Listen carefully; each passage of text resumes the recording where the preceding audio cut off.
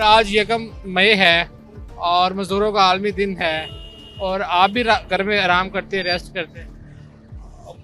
बस हालात ऐसे कुछ हो गए हुए हैं कि आराम नहीं कर सकता बंदा। इस उम्र में भी हाँ, तो घर के अखराजात इतने हैं कि मेरे 2 बेटे मेरे साथ मिलकर वो भी काम करते हैं और उसके बावजूद भी घर का खर्चा नहीं पूरा हो रहा। उसके लिए कम से कम बाहर जाते हैं बच्चे काम के लिए, सैलरी नहीं इतनी उनकी है, 20-20 हज़ार रुपया सैलरी दे रहे हैं। हालांकि हमारे जो शहबाज शरीफ साहब है उन्होंने कहा जी 40,000 से कम सैलरी नहीं होनी। 40,000 रुपये से कम उजरत है पंजाब में। 20,000 से ज्यादा नहीं दे रहे। कौन सा काम है? एक टीचर है, बीएससी किया हुआ है उसने, उसको 9th-10th को पढ़ा रहा है वो, उसको 25,000 रुपया दे रहे हैं वो।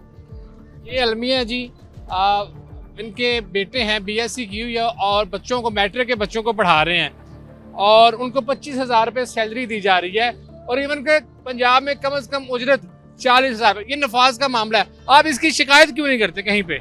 शिकायत किससे करें, सब मिले हुए हैं। लेबर डिपार्टमेंट है, वो कहते हैं हमें शिकायत करें, हम बताते हैं। ये कहने की बात है बेटा, कोई अमल दरामद नहीं हो रहा। अगर कह भी देते हैं वो जाके उन्हें खर्चा वगैरह दे देते हैं तो वो फिर चले जाते हैं, कोई एक्शन नहीं लेने वाला। कब से काम कर रहे हैं ये? मैं 10-12 साल से। तो उम्र क्या आपकी? मेरी 22 साल।